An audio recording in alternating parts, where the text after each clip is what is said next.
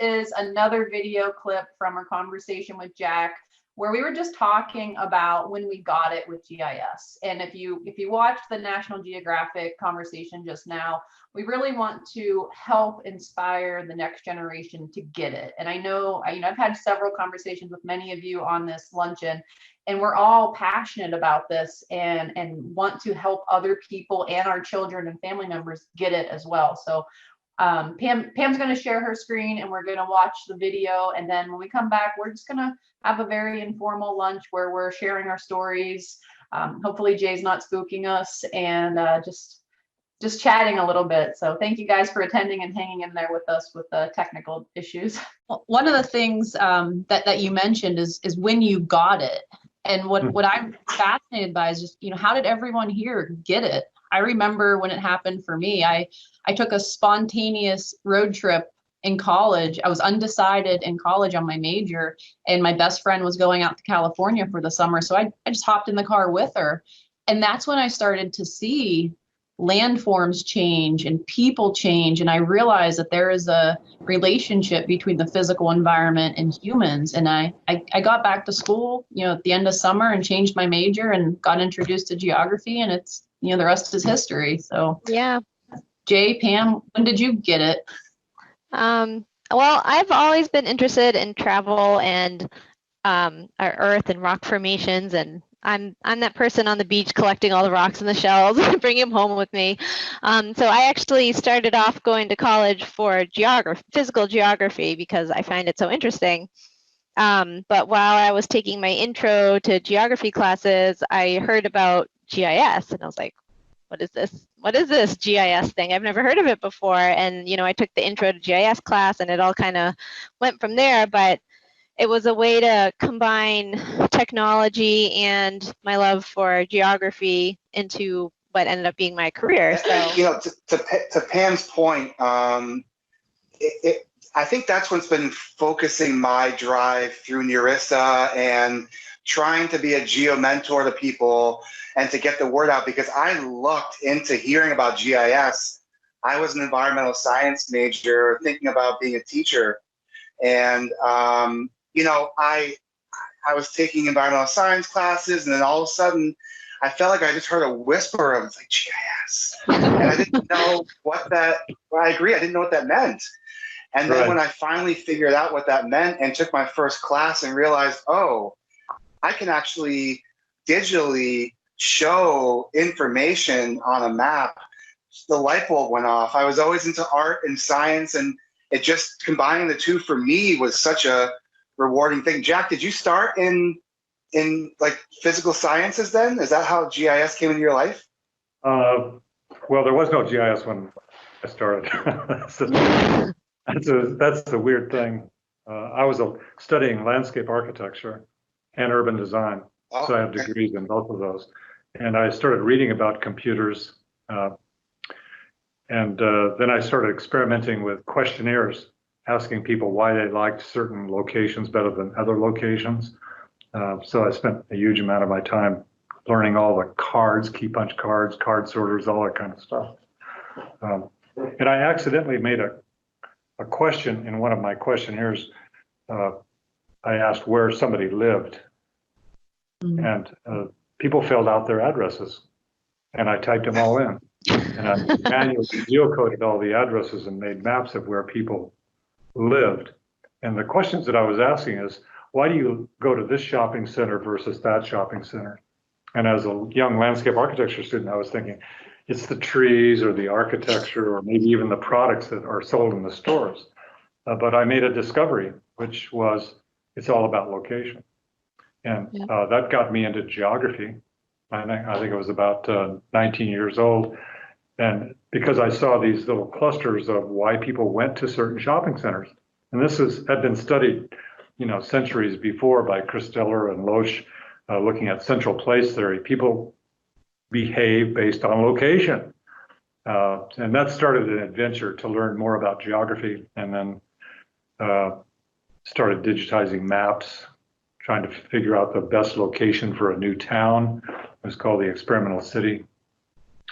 And then later went to Harvard and had the good fortune of working in a lab there called the Lab for Computer Graphics and Spatial Analytics, and worked there and also did student work there. But during that experience, I really got this idea that you could automate it all. You could actually abstract and create digital geography. And that led to this idea of exploiting geography in various ways for planning decisions, environmental decisions. And as a young student, I saw the whole thing. Wow. The technology was just crap. I mean, we would get one job a day on a big mainframe computer that would cost a fortune. But the vision of what later became called a GIS was all right there in my mind in the early days. So I was really fortunate to just, like so much of our lives, you kind of step into something like Jody took a trip, or you look into a particular class and the lights go on. For me, I was sort of sitting in a room in November 1968 when I realized, oh my gosh, I see what this is going to do.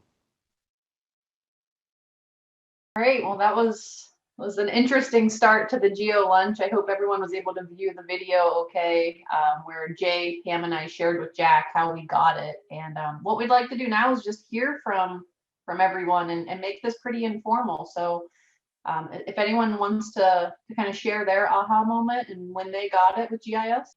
All right, Aiken, you're up. Wow. Chris is the former president of NEURISA, and he's down in Texas now leading the Texas chapter. So we're happy to have you on the call. No, it's good. This has been good. The technology glitches aside, that's what live events are all about. So I'll answer it two ways of kind of how I fell into GIS and then kind of how I got into it. So I started with Texas A&M back in, I graduated, 1998. So there wasn't really GIS degrees like there are now. And going into my third year of college, I was a chemistry major for my first 2 years. And that third year, I was taking like physical chemistry and physics 3 and calculus 3 and all this kind of stuff. And one day I just kind of said, I don't think I want to do this anymore. I don't want to do chemistry. And so if I don't switch all my classes, I could be killing myself for these degrees, these classes that don't apply to whatever I switch to later. And it was the last day to drop without a penalty when I made that decision. And I went to an advisor and they said, well, what do you want to do? I said, I don't know, maybe something environmental science, just give me something, I could play around with for a semester while I figure it out. I said, well, we don't have environmental science. We have environmental studies. And it's in the geography department. And I said, all right, well, let's go check it out. And I went to talk to the geography department and they said, well, if you're going to sign up for that, then you have to pick one of these 3 tracks. And I read this 2-sentence blurb on GIS and said, give me that. That's literally how I got into it and fell into it, loved it. It was great to see how it can be applied to anything. And one of the ways I always, I describe GIS, it's one of those technologies or industries that everyone can use and nobody knows about. But I love the fact that it can be applied to almost anything. And the advice I got when I was starting to look at a master's was you can apply GIS, kind of go after it one of 2 ways. And one was find something you're interested in, whether that's urban planning or forestry or insurance or whatever it is, and then learn a little bit of GIS to kind of apply it as that tool. Or look at GIS as a whole, become an expert in that, and then be able to kind of be adaptive to wherever you go after that. And there's no right or wrong. If you have a passion one way, focus on that and let GIS be one of your tools in your toolbox. I went the latter route when I did a master's, actually over in England, University of Leeds. I did a master's in GIS for business and service planning. My career has kind of spanned a .com to a commercial insurance company for 12 years and now consulting firm. But it's been very interesting, and then the way I describe GIS to people when I talk about, when they say, what do you do for a living, is I throw out some quick little something, and then I quickly flip it around and say, what do you do for a living? Oh, I'm a teacher, I'm a doctor, I'm whatever. And then when it comes back around to me, I'll say, well, okay, here's what I do and how it applies to you. Okay, you're a teacher, think bus routes and schools and growth, and you're a doctor, think about COVID. Johns Hopkins dashboard's been a great door for that kind of conversation. But that's kind of been my aha throughout this time, is that evolution of just kind of seeing how other people can light up. And it's the challenge for me to say, okay, how can I apply GIS to whatever that person does for a living? Okay, I'm an accountant. Well, let's get creative off of that, and off of that. So it's been a fun journey, but mine, I think a lot of people, especially the older generation, never went into GIS on purpose. We all kind of fell into it. I think there's more people doing it on purpose now with GIS degrees and all. So that's my 2 nuggets. Love to hear others as well. That's great, Chris. So can everyone hear me now? I see your head nodding. Much Thanks, better, Chris. Jay. I don't know what was going on before, but we were screaming at you. I'm sorry. I literally stopped talking. Like, I kept hearing you guys say stop talking, and I've been stopped for like 5 minutes. So something happened. We're back. Welcome back, everyone. Okay, so we heard the video about Jack's conversation, and you heard our aha moment. I caught Chris's end, and Chris, it's nice to meet you. Actually, I've heard a ton about you. I know we've been running in the same circles, but it's really nice to see you. And honestly, from our perspective, that's what this event's about, right? Getting some face time with everyone and actually seeing these names of people and being able to spend some time with them. What I noticed was that I saw somebody here who I'd like to see their aha moment, and that is Isaiah Spencer. Isaiah has been working with me since the summer. He's an undergrad at Brown University. He came on to my COVID GIS team. And the long story short is I actually I worked with Isaiah's cousin in the restaurant industry. So we connected in Providence, and, he was really, really, when I saw the first map he made, I was really blown away. So Isaiah, are you still here, I think? And would you mind just kind of giving us your aha moment, what that means for you? Yeah, for sure. Thanks, Jay. So hi, everyone. My name is Isaiah. I'm an undergraduate senior studying at Brown University. I'm studying geological sciences, and that wasn't my first major concentration that I studied in. I was actually thought I was interested in environmental engineering, then mechanical engineering. And once I started to take more difficult classes, I wasn't a huge fan of the engineering life. So I had transitioned into geological sciences my sophomore year, and I was really interested in the coursework, a lot of the classes, all the crystal formations and whatnot, but I didn't really see myself in any career area focused on geology. So I was like, oh boy, what am I gonna do? I don't know what I wanna do. I don't know if I wanna switch concentrations again. I'm not sure. But through geology, there was actually an introduction course to GIS. And through that course, through Professor Lynn Carlson, I'm not sure if some of you know her, but she really did such a great job in introducing GIS. And it was actually the first semester that she was teaching ArcGIS Pro. And so I was introduced to Pro and not ArcMap. And so I was learning about all the vector data, differences between vector and raster data, all about point shape files and all that stuff.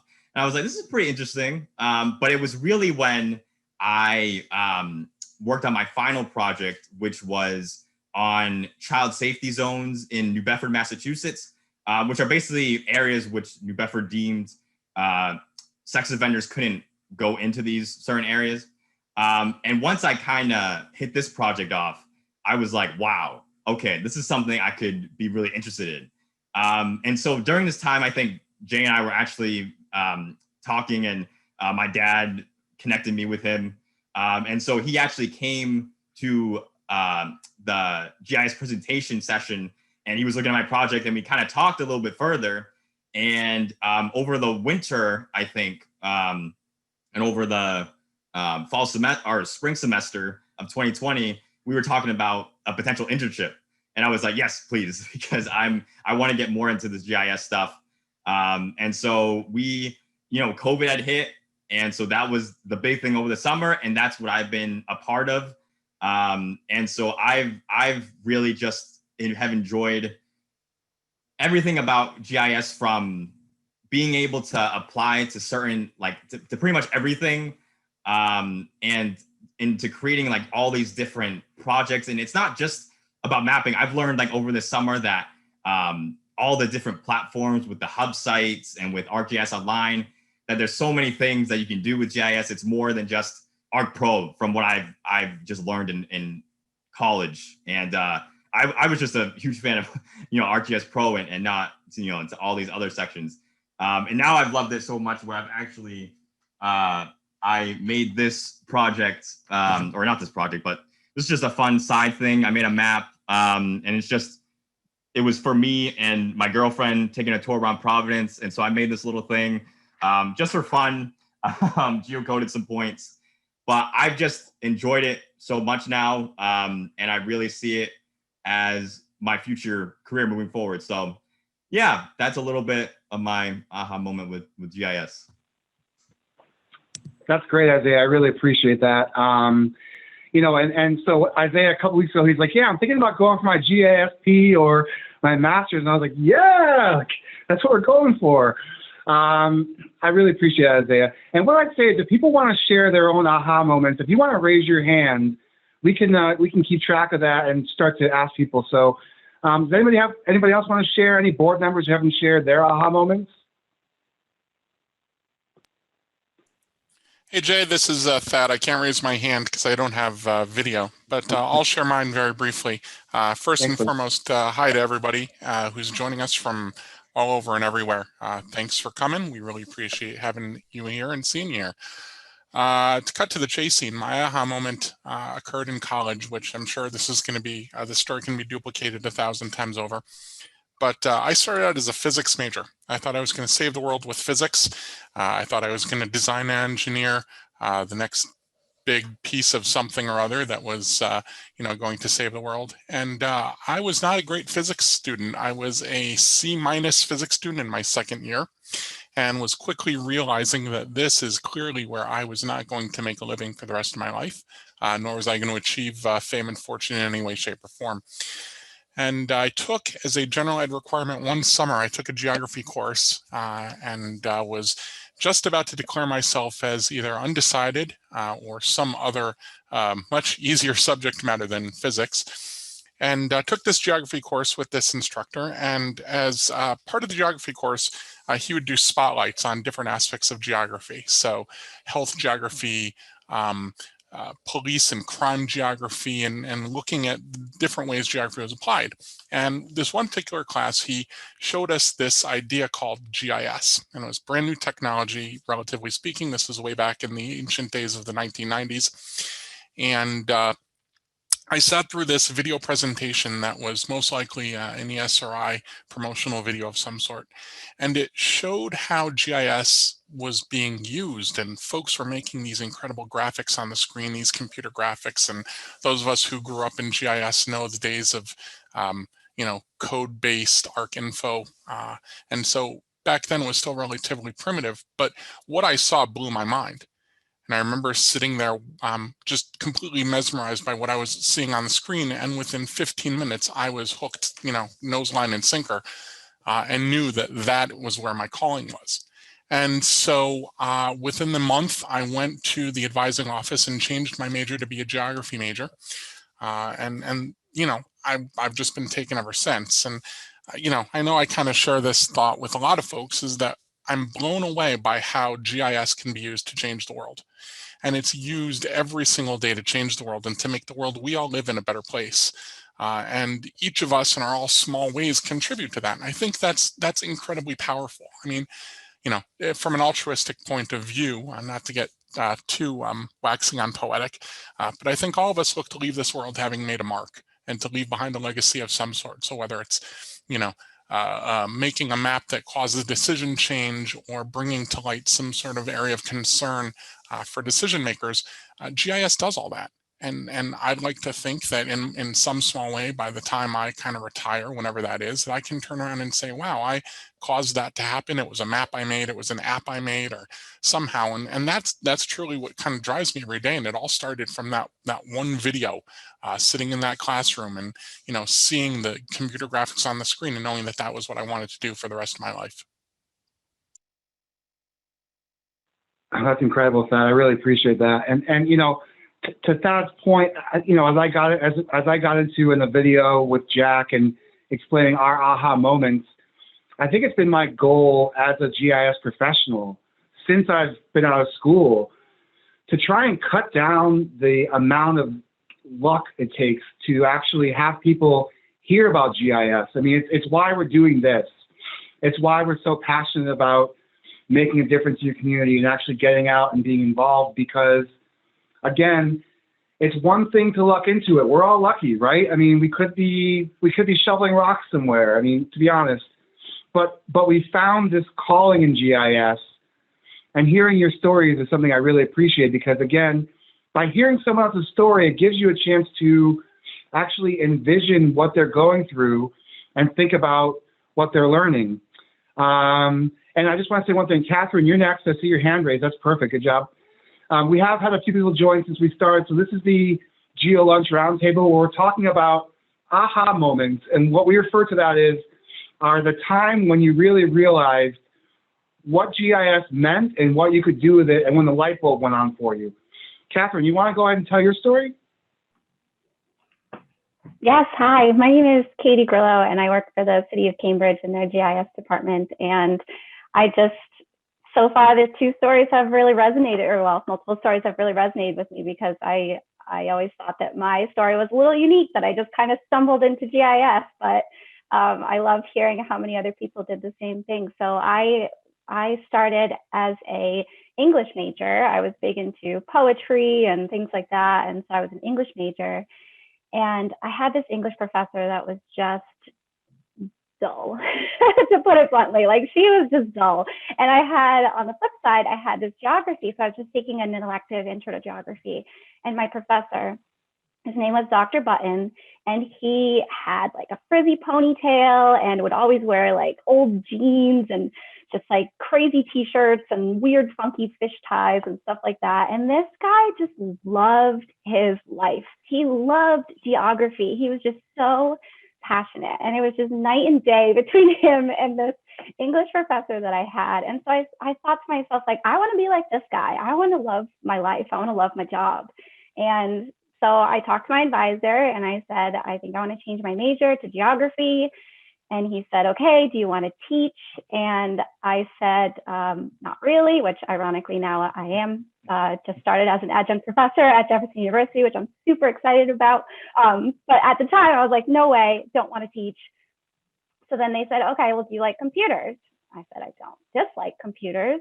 So they recommended I switch over to a major in GIS. And like, I think it was like Chris was saying, there weren't really GIS majors. And this was back in 2005. And they had just started a master's program in GIS at Central Connecticut State University. And so I actually was able to attend this master's program as an undergrad. And it was basically, I took the master's program and I just had to do one less final project, which was great for me. But so I graduated with a degree in GIS, and ironically, after I graduated, I felt like I wanted to do more with data collection. I felt like I'd spent so much time working with actually creating the maps, but I wanted to learn more about how the data is collected behind the scenes. So I signed up for a volunteer program, and I went to Costa Rica and spent 3 months living in Tortuguero National Park doing data collection for a research project there. And that kind of led me down this line of working for this volunteer travel organization. And I was so fortunate to be able to go to so many different projects around the world. And I think the true testament to my love of GIS is that I was living in Playa del Carmen, Mexico. I had a job, I had free accommodation, and I was 5-minute walk to one of the most beautiful beaches I've ever seen in my life. And I said, I miss making maps. And I I left Mexico to come back to a career in GIS, and I've been with the city of Cambridge now for almost 8 years, which is insane. Shout out to my colleague Sean, who I see on the call. But so I feel like once mapping grabs a hold of you, it's just something that you don't really want to let go of. And it's clear in all parts of my life. And just like Isaiah was showing his little map of his little walking tour that he did, I actually just launched a travel blog where I'm starting to show all my travel adventures in the form of a map. So it's called maphappytravel.com, and I'm super excited about that. Thank you, Pandemic Lifestyle, for giving me the opportunity to work on some of my side projects and dreams. But I'm a total map nerd. I love it. And thank you for this event. This is a really cool conversation to have with folks to see how they got started. So thanks. Thanks, Katie. What a great story. I know that you and I met briefly at the user conference last year. I remember now seeing your face. Yes, good to see you again. Thank you. You too. And that's the thing, right? Because we, when we were having the conversation with Jack, I think I was laughing in the middle of it because honestly, who else has the aha moment of being involved with the creation of GIS? I don't think anybody. But it goes to show, right? If you're in the right place and you're following what you love doing, that hopefully the universe puts you, I see Katie's got the universe behind her. The universe puts you in the place where you need to be. Jack's story resonated with me because, until he mentioned doing his surveying questions about, different shopping preferences and things. And it's funny how you can see all the pieces come from where he's talking, but until you're there and have that moment, you never know. So I really appreciate that. Fran, I don't know if Fran, did you talk while I was off, Fran? I see someone next. Yeah. No. The thing that made me think about that was because someone mentioned being an English major, right? And Fran told a great story. Katie did, yeah. Fran told a great story about when we met her about how she actually used GIS for a really cool literary use. Do you want to tell a story, Fran? Sure. I also stumbled into GIS sort of accidentally. I can vividly remember my GIS aha moment because I'd been doing mapping without having any knowledge that there was that software out there where I could do it a lot more easily. And I was using my son's college computers and putting stuff in PDF files. And I had been working for many years in assessing on and off. And I was doing that because prior to that, from about 1980 on, and I'm dating myself by this, I taught English as a second language. I taught linguistics and studied postgraduate linguistics. My undergraduate majors were in history and Latin and Spanish. And I always loved languages and places and geography, but I liked them through the students that I taught from probably about 50 different countries. I also taught computer skills to a lot of the students. And I used to use mapping and having them map their locations and do presentations to the class. So I was always interested in using geography in my educational background. But then I started working in municipal government, in part because all of the English language projects and programs that I was in tended to be grant funded programs. They'd come, they'd go, the work wasn't stable. And then they all decided that, well, now you need to get a master's degree in teaching of English as a second language. And I already had my postgraduate work was in linguistics. So we're kind of like when Jack Dangerman was saying there was no GIS back then. I'm going to say there was no teaching of English as a second language degree back when I started doing it. So I'm like, well, I'm not going to get a master's in something that's just going to come and go and put all that money into something that I've been doing for almost 30 years now. So I said, if I'm going to get a master's, I want to do it in something else. And at about the same time, because I've been working in municipal government, I found out that all this mapping I'd been doing for assessing and for the towns, I was doing weird mapping. Like I'd have the police would come and say, can you make me a map with a buffer around the schools because we've got some illegal activity going on or goes with the law. I did a flyover map for airplanes for some 300th birthday for the town and for in a different town we were working in. So I was doing all this mapping without a GIS because I didn't know there was GIS. And then somebody said, well, somehow or other, I found out about GIS. It might've been through my boss at the time I was working in multiple offices in planning, assessing, and building and zoning enforcement. And I went, there's software for this? And that was my aha moment. And I'm like, if I'm going to get a master's, another master's degree in something else, is going to be in GIS. And so I did. I went back to school late in life in my 50s. And that was, about a dozen years ago now. And I started working on a master's degree in geographic information technology, which I got several years ago, finished it, it took the time, class by class. And what I ended up doing my master's thesis project on was mapping books. I mapped award-winning books, and I also mapped books that actually had a storyline in them. I mapped some books that were Newbery Award-winning books, and I mapped the Glass Key Award-winning books of Scandinavian crime literature. And I literally mapped out the locations of where books were, because I still come from an artsy, languagey, literary kind of background, ultimately.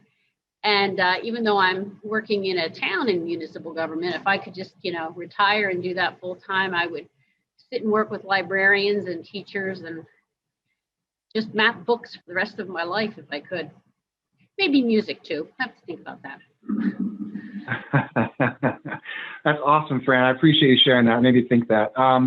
So I have two other people that want to go next. Drew Marin, my friend, man, it's good to see you. Drew and I actually met at the user conference last summer as well. Awesome meeting this guy. Drew, do you want to tell a little bit about how you got in the GIS, my friend?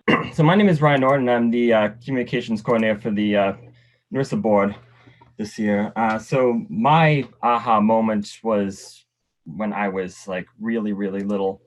When I was a kid, I was, it was obvious what I wanted to do at a young age. I mean, when people were like sketching, cubes or that stupid S thingy that no one knew what it was, I was doing this.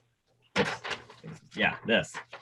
And, so I don't know exactly where she found out, but my mom actually found, I think she was working at school at the time. She knew someone, had a teacher acquaintance, and he told her about GIS.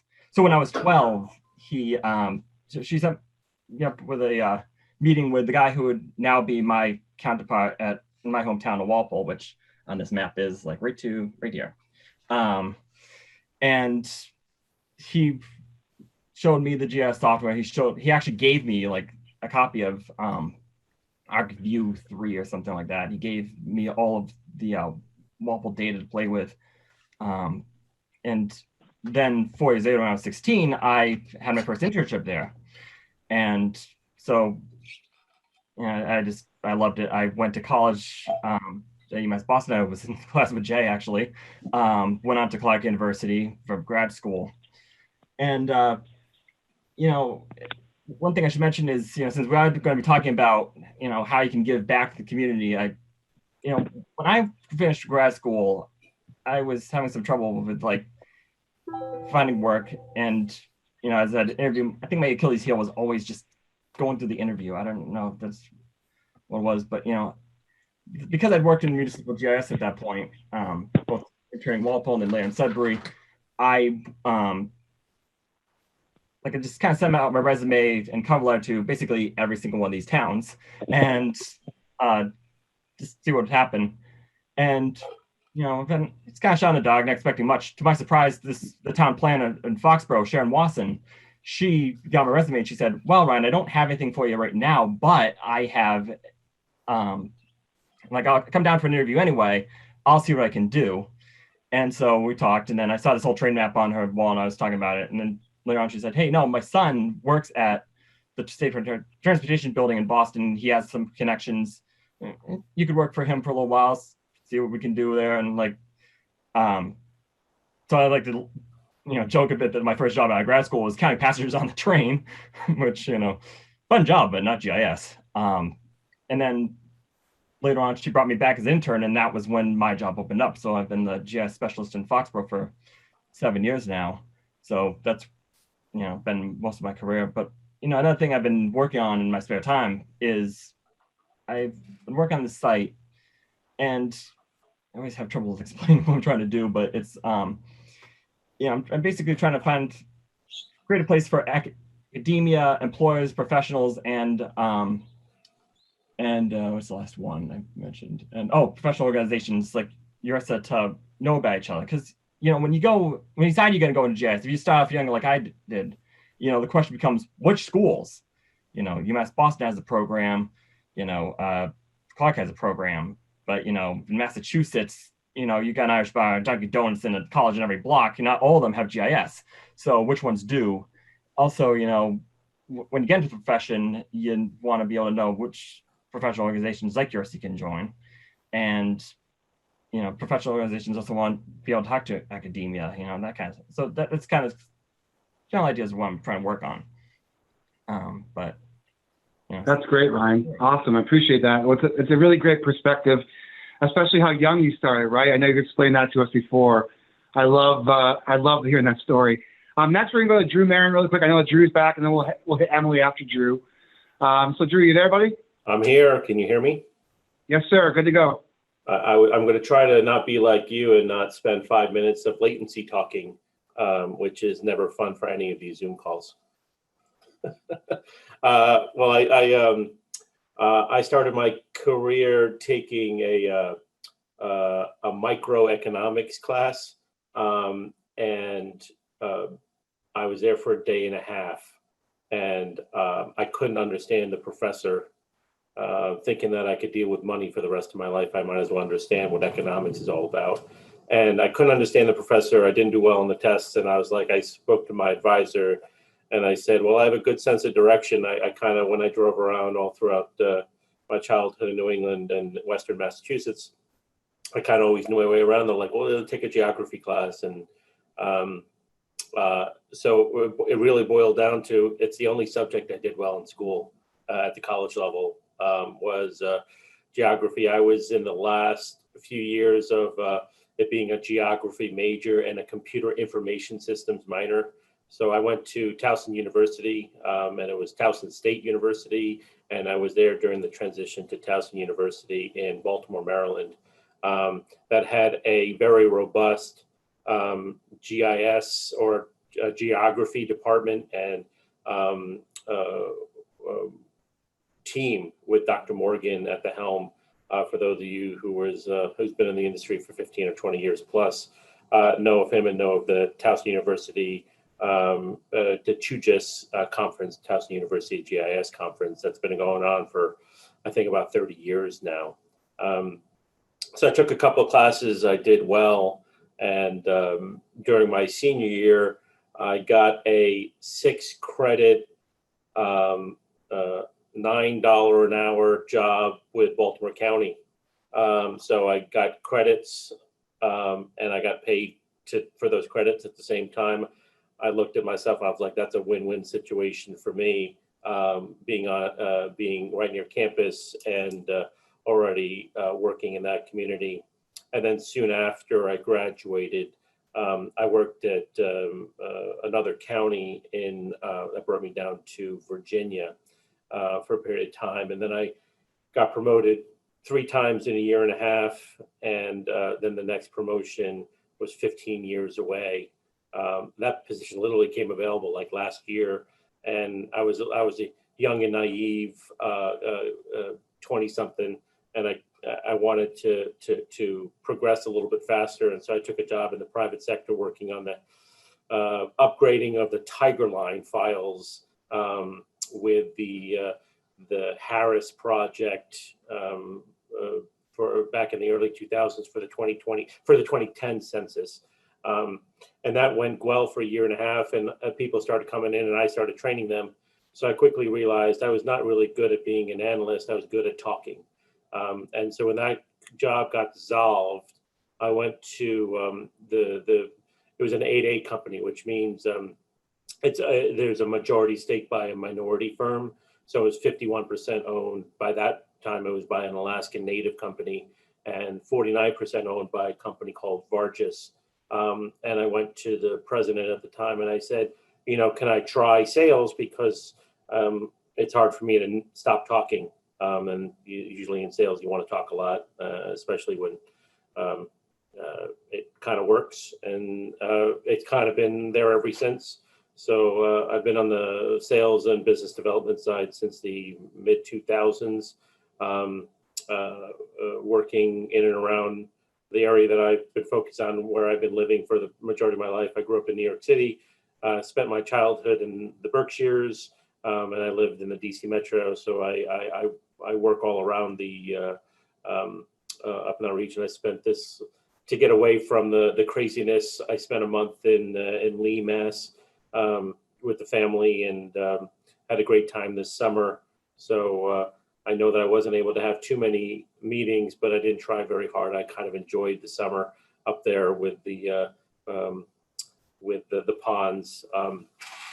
So I've been part of this community for almost a generation now, which is pretty awesome, and it's nice to join in. I wish I could join the entire time, and sometimes I don't want to take a phone call and see you guys, me talking to someone else while this is going on. So, but it's great hearing what everybody else is going on and what they're doing, and great job so far. Thanks, Drew. Really appreciate that point of view. It's really awesome. And you all can catch Drew at the meeting with the vendors, which is happening next. So stay tuned for that. Next on here, we have Emily Evenden.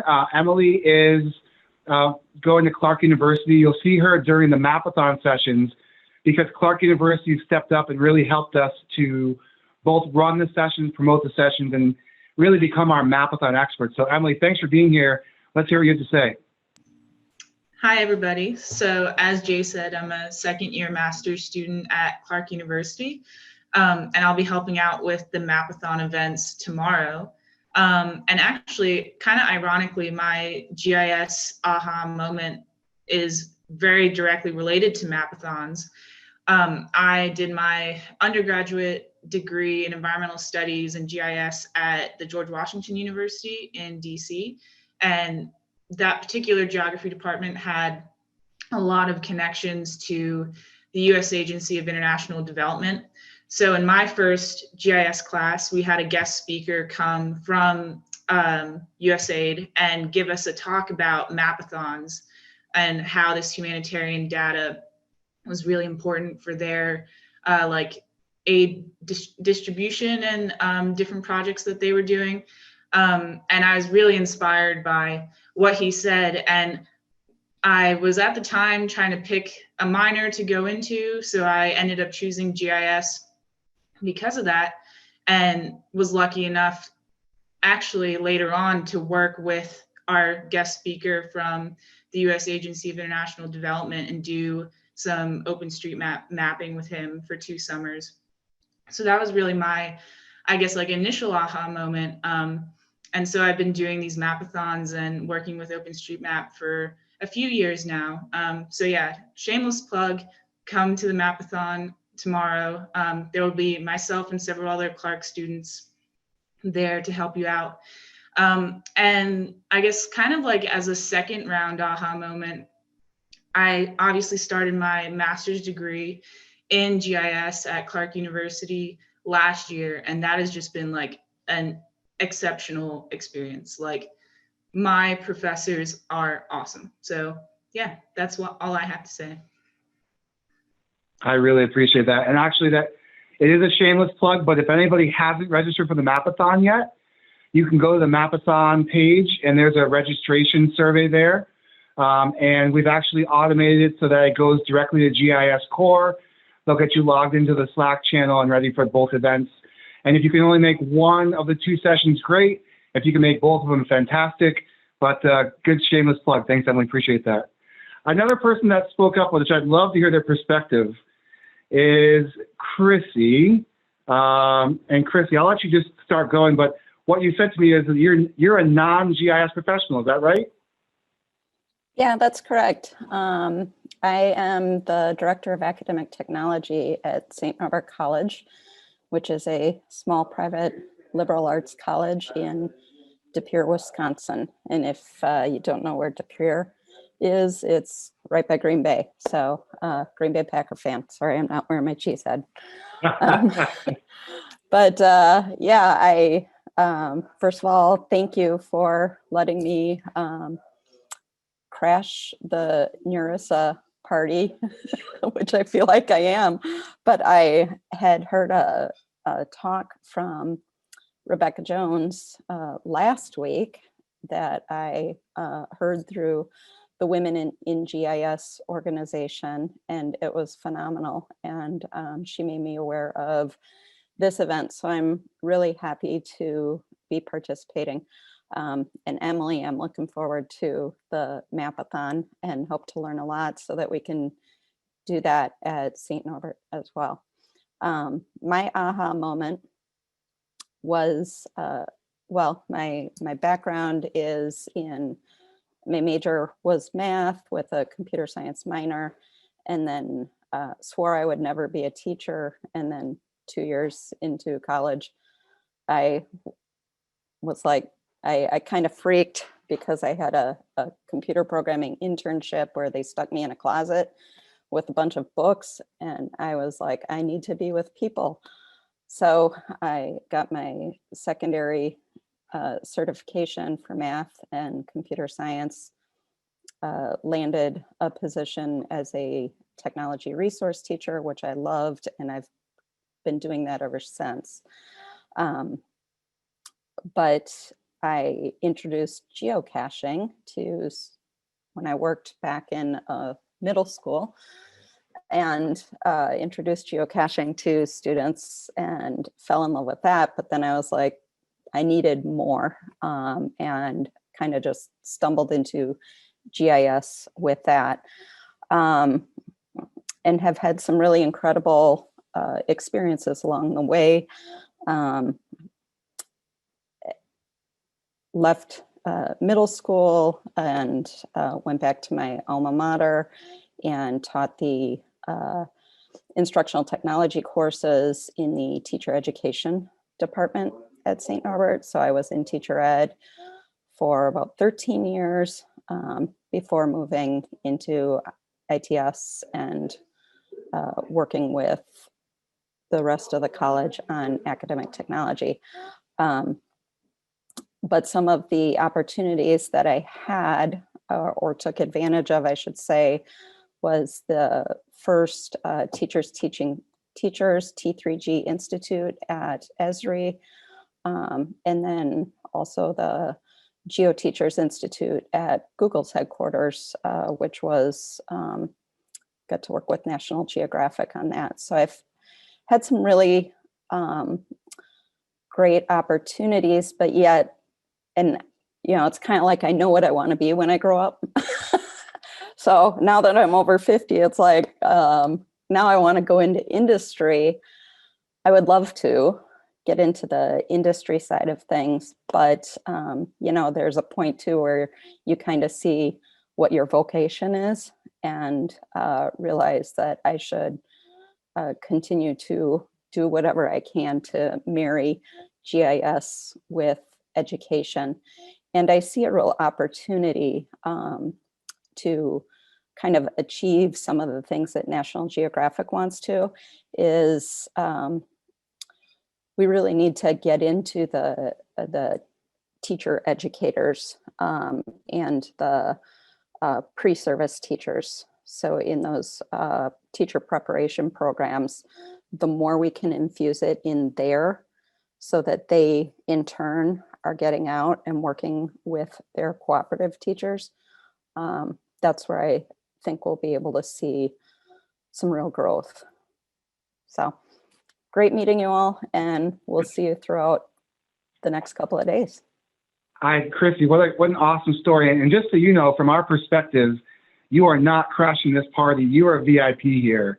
Because honestly, we put a lot of outreach into trying to get teachers to come here, because we really, as I've mentioned a few times now, we're trying to be that bridge between what we know needs to happen and the reality that we're facing. I think that you being here is such a huge step forward from us. Even in Wisconsin, I have a friend who's a cheesehead, so I won't hold it against you. But we just thank you so much for being here. Your perspective is exactly what we're looking for here. And we have a discussion tomorrow afternoon with the top 3 things that GIS professionals can do to make a change.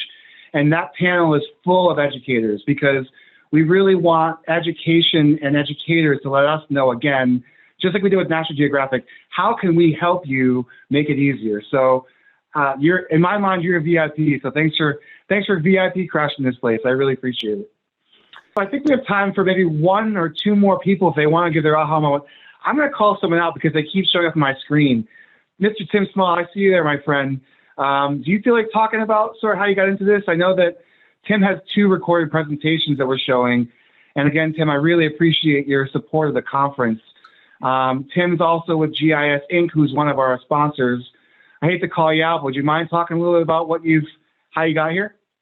Yeah, happy to, Jay. And again, great to meet everybody. This is kind of, as far as GIS Inc. goes, I think this is our first time sponsoring NEURISA Day 2020. So I'm hoping that, sponsors and exhibitors and attendees alike will get an opportunity to learn a little bit more about who we are and what we do. But from my own perspective, I studied geography as an undergrad at Penn State.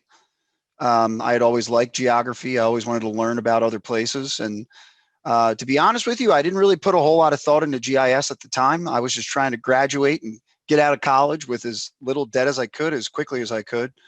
And that kind of prevented me from spending more time learning about GIS. And then it occurred to me later on that that was probably a mistake. I probably should have put a little bit more time into learning about GIS. And so I did end up going back to school to study GIS a bit more. But really through the last 10 years, I actually spent my professional career in the pharmaceutical industry. So I'm coming totally out of left field relative to a lot of you. But the reason why I'm now at GIS Inc. and why I left that industry is because I recognized that there was a total, not necessarily a lack of respect for GIS in the business world, but there was a total lack of awareness. And it kind of baffled me as I learned more about GIS when I went back to school at the same time that I was working in the pharmaceutical industry. It baffled me that the business advantages and applications of GIS were not being recognized or even understood in the private sector to really their detriment. I saw advantages that GIS could bring to the table. I utilized GIS while I was in the pharmaceutical world and demonstrated those advantages. And I said, this is crazy. I need to get into this industry. I need to learn about it. I need to understand how it's being employed and who's using it and for what purposes, and share that with my ignorant, former colleagues in the business world. So for me, sponsoring and attending NEURISA, not only is an opportunity for me to show just how cool GIS Inc. is, that they kind of heard my story and brought me on to be able to share it with others. But I'm here to learn, just as much as many of the attendees are. So again, really appreciate this opportunity and looking forward to getting to know all of you, not only at this event, but as we go into the future. That's amazing, Tim. I appreciate you doing that. Shameless plug again, we are doing the Meet the Vendors after this. As I mentioned in the President's Welcome, if you want to contact a vendor or a presenter, Tim fits a couple of these. But if you're trying to get a hold of anyone who's involved with the conference, all those links are there. And, again, to mirror what Tim said, we're hoping that this can, even though we're virtual, we're hoping we can have people interact and learn from each other is a good thing to say, Tim. I mean, that's what I tell my team at Rido GIS. I don't care if Isaiah, I'm learning things from Isaiah. And actually, Jody and I and the board were talking about this. Hey, Jody, do you want to make a quick, are you here, Jody? You want to make a quick note about the idea of older GIS professionals actually getting a younger GIS mentor, and not the other way around? Yeah, so we've been talking a lot about our education initiative and what we can do to give back to the next generation. And we're talking about it on all levels. We want to give back to K through 12, college, maybe engage with the professional society and young professionals. But then we started thinking as well, for those of us that are sometimes struggling with technology on our phone and learning from our kids, wouldn't it be smart if we were mentored by the younger generation? So not just to mentor and give back, but for them to teach us, because not only are they sometimes better at technology than us, but their perspective on the world is so unique and powerful. So we want to take it full circle with our education initiative. So while we're doing shameless plugs, if any of you haven't yet already, please go to our hub page and fill out that survey, because we are looking for your feedback. We want to see what you're willing to do as a GIS professional to help us give back on a variety of levels. So that's on the conference hub page under the supported teacher initiative. Good shameless plug, Jolie. Good job. Drew Marin, my friend, you raised your hand. What do you got to say? Yeah, I think it would be kind of fun talking about engaging in the community. One thing that is very difficult being in the pandemic is the younger generation, and usually going to a conference is the best time to network and grow your network. So what I would suggest is anybody that wants to expand their network is to connect. And the best way to do that, I felt this day, is to join the listservs that are out there. There's a very big one in New England that hopefully everybody's part of, joining these virtual conferences. But in the short term, I was thinking that it might be good is if anybody wants to connect to me, you can say hi to me, reach out to me via LinkedIn. You can go, I'm going to be on for that 1 o'clock. If you want to go to each sponsor, I'm sure every BD or salesperson or anybody that's sponsoring that has one, if you want to reach out just to say hi, I'll give you a faster access to getting a network to the community. Because it's one of the things about this day and age is it's really about getting that contact to reach out, to ask for ideas, also getting idea of what type of opportunities, what type of positions might be opening, and stuff like that. It seems like there's several states that are here, several regions of those states are here, which is important as well. Thanks, Drew. That's amazing. And honestly, to Drew's point and to Isaiah's point, and a lot of these things, Drew and I met at the user conference, and we're at I think we're at a Mappy Hour event, right? And like we just ran into each other and started talking, and that's how we got to know each other. I mean, if you sit back and you try and wait for things to come to you, the odds are lower. What do you think, buddy? Yeah, right? Yeah, it's kind of hard to find someone that doesn't drink in New England. I mean, I think everybody has. That was a fun event. All right, so we've got about 10 minutes left per se. What I'd love to do is see if there's any sponsors on the call or on the Zoom, any sponsors that want to chime in and talk about their aha moment or just what they're mostly looking forward to before we go to the sponsor or the vendor, meet the vendor event. And then otherwise, we'll take a few minutes. And I see Don McCall's hand raised. Let's go to Don. Hi, I'm Dawn McCall from Control Point Associates. This is also our first time exhibiting here, and so this is very exciting. So my aha moment, it kind of sounded very familiar to what I heard. I was actually afraid of physics. I was afraid of physics. I was sitting in a calculus class with in a marine biology major in the 90s, and I was afraid of physics, and I was like, oh my gosh. So I went to my preceptor and he's like, calm down, it'll be fine. Why don't you try an environmental science class? So here I went, chugged down the hall to environmental science class, sat in physical geography and was bored out of my mind.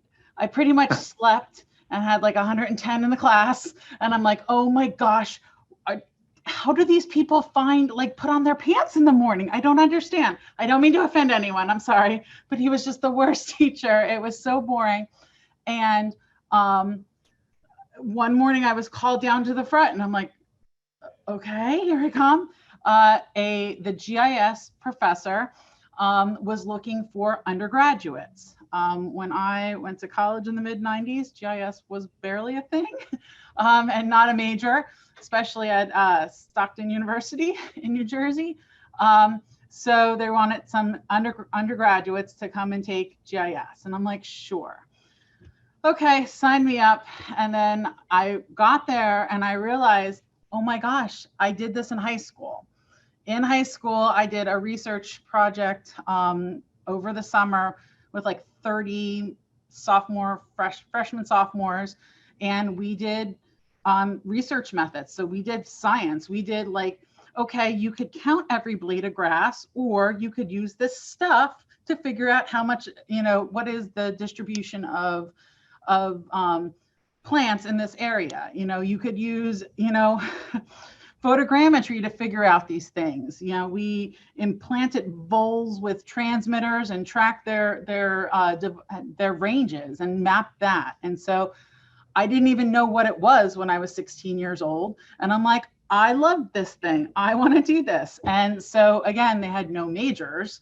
So I stayed on marine biology. I kind of chugged it all out. And I remember trying to take anything and everything that had anything to do with GIS and GPS. And I remember the GPS professor saying, what kind of a person are you that needs invertebrate zoology to graduate but knows GIS? And that's what I've heard most of my career. What kind of a person are you? What kind of a person knows deeds and land records and this too? What kind of a person are you? So that's my aha moment. Not realizing that I was 16 years old in a pond, mapping the bathymetry of the pond, or mapping where the voles go. And now I'm sitting here almost 25 years later. So that's my aha moment. And it's great to meet everyone. Thanks, Dawn. Great story. Really appreciate that. And that's the thing, right? It comes from all different places. That's a really cool story. Thank you. Let's see here. Any other sponsors that want to get a last minute aha moment in? Let me see where we're at. The chat. Okay. What I would say is, I think that Chrissy's point earlier about how she ran into Rebecca Jones at a previous discussion made me think that coming up this afternoon, we have an awesome panel discussion, very similar to the format of the National Geographic one, where we have people from Black Star, which is an African-American focused GIS group, and Women in GIS. It's something that as we put this conference together, it's becoming more and more clear how proud I am of our inclusion of these groups, Black Star, Women in GIS, because, well, frankly, the NEURISA Presidency Board are complete, it's the two women and myself. And I'll tell you that I love working with women. It's really empowering, and NEURISA is all about equality. So the discussion this afternoon starts at 2:30, I'm sorry, and we'll be talking with Greg Lubinsky and the Esri team, and just getting some idea of social justice and equality and how those whole things go together. So what I'd love to do is turn it over to Thad Dimkowski really quick, and then we'll close things up here. And then I'll give one final note. So Thad, what do you have, buddy? So this is just really kind of a shameless plug for a bunch of things. We all, several of us talked about our aha moments, and we've all had them.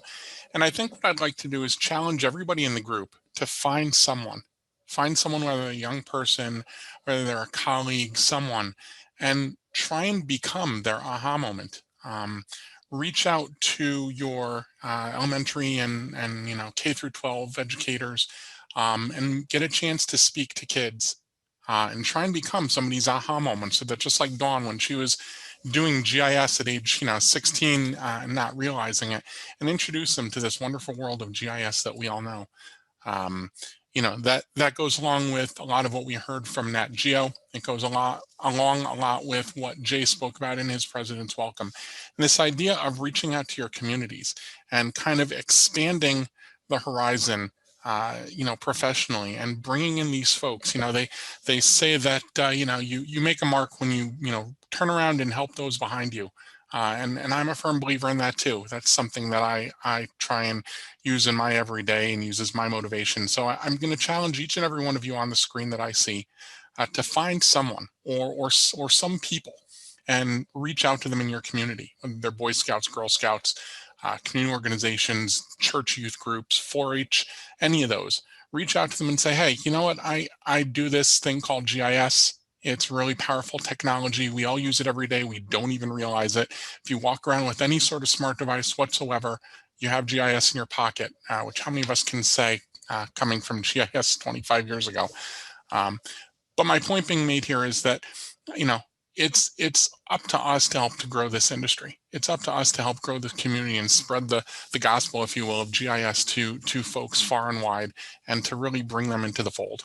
You know, attending a conference like this hopefully you know, fires up everybody the way it does me, and gets them excited about GIS so that we can take it from the conference and take it out into our communities. So. That was a great addition, Thad. I really appreciate that. And, you know, so Thad, shameless plug for Thad, he'll be giving a talk about GISP tomorrow. And, you know, again, it's about building the respect of our industry. I'll be frank, I don't have my GISP yet, but believe me when I tell you, I'm gonna be the first one in the discussion tomorrow, because I really believe that when we all build up our industry and we all keep ourselves on the level and we make it so that when you have this certification, it means something, it can only be better for everyone. So that's awesome point, thank you. Okay, so with that being said, actually, we're using the same link for the next event. So we'll be going right into the Meet the Vendors event. Actually, Thad's gonna be hosting that because he's been incredible for this conference. He's been really the sponsor person. So all these sponsors know Thad, for better or for worse. But so what we're gonna do is we're gonna take a quick break now. We'll be back on at 1 o'clock for our Meet the Vendor event.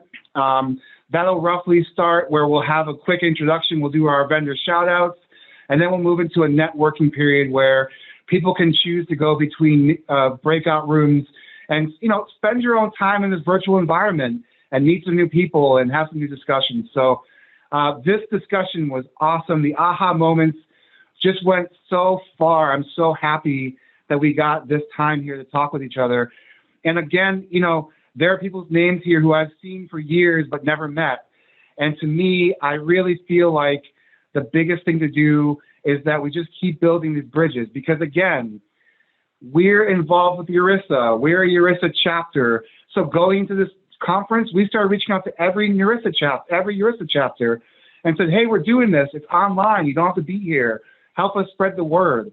It really is all about breaking down those barriers and stepping out of our own comfort zones so that we can have these conversations to get to know each other, because then our network grows. To Drew's point, nothing's going to happen if we don't try and make it happen. So it's been awesome hearing about your aha moments. Please keep us in touch with this. We'll take a break right now. We'll see you in about 15 minutes for the vendor meet event. Thank you so much. We'll see you soon.